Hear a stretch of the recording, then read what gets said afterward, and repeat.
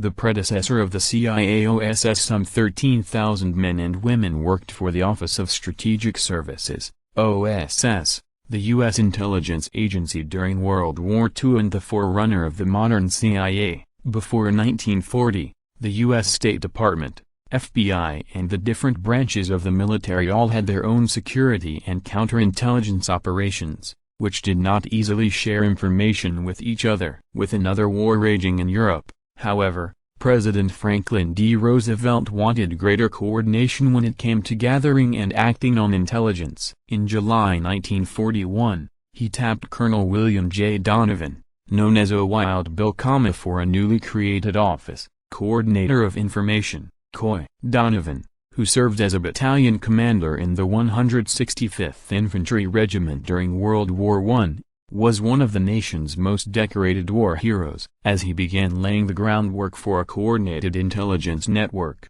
based partially on the example of the British Secret Intelligence Service, MI6, the new COI office provoked suspicion and hostility from other U.S. agencies, including J.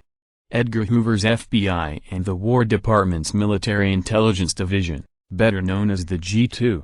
During World War II, Major General William O. Wild Bill Donovan was the head of the Office of Strategic Services. Credit, Corbis. After the Japanese attack on Pearl Harbor, Roosevelt acted swiftly to improve U.S. intelligence capabilities even further. In June 1942, he issued an executive order establishing the OSS, which replaced the COI and was charged with collecting and analyzing strategic intelligence and running special operations outside the other branches of the U.S. military, under the control of the Joint Chiefs of Staff. As head of the OSS, Donovan was frustrated when his rival agencies effectively blocked access to intercepted Axis communication, the most vital source of wartime intelligence. Despite such obstacles, Donovan quickly built up the ranks of his organization, training new recruits in national parks in Maryland and Virginia and establishing full-fledged operations in Europe, Asia and elsewhere. In addition to gathering intelligence, fostering resistance and spreading disinformation behind enemy lines, OSS operatives carried out soldier rescues,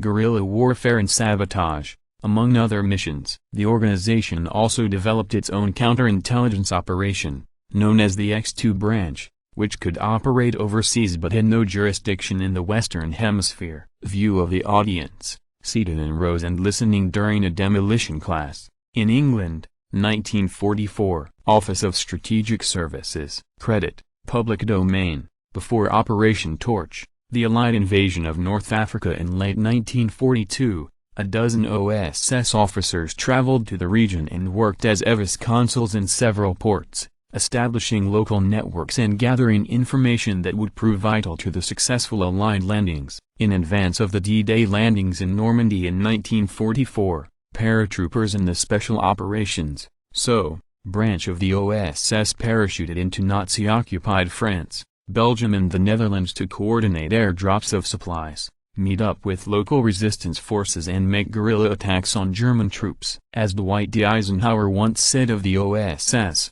if it had done nothing else, the intelligence gathered alone before D-Day justified its existence. Roosevelt died in April 1945, and his successor Harry S. Truman had no inclination to prolong the existence of the OSS when World War II ended later that year. By executive order, Donovan's agency was dissolved as of October 1945, but its Secret Intelligence, C, and X2 branches would become the nucleus of a new peacetime intelligence service, the Central Intelligence Agency, CIA, created in 1947. At its peak, in late 1944, nearly 13,000 men and women had worked for the OSS, with some 7,500 of these deployed overseas. Their identities remained classified until 2008. When the National Archives released OSS personnel records. In addition to 4 CIA directors Allen Dulles, Richard Helms,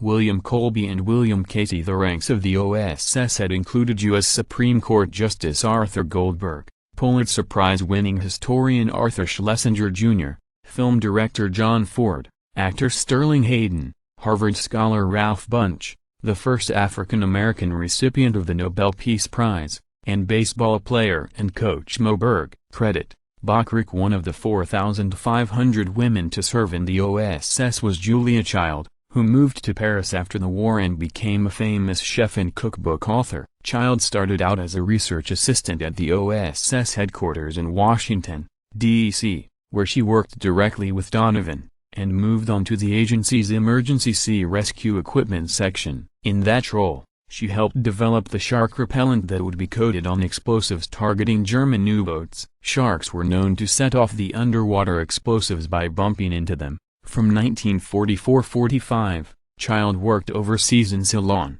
now Sri Lanka, and Kunming, China, where she handled highly classified papers that dealt with the invasion of the Malay Peninsula. Her husband, Paul, was also an OSS officer. Each year, the OSS Society, which includes former OSS members and members of the U.S. intelligence, military and special operations communities, holds a dinner ceremony to honor members of its ranks for their wartime service. Last November, several members of Congress introduced a bill that would award the Congressional Gold Medal to surviving OSS veterans in recognition of their superior service and major contributions during World War II. Though the U.S. Senate unanimously voted in favor of the legislation, and 320 representatives have signed on as co-sponsors, the measure has stalled in the House, due to a rule stating that a congressional medal bill needs a waiver by the House Leadership Executive Committee.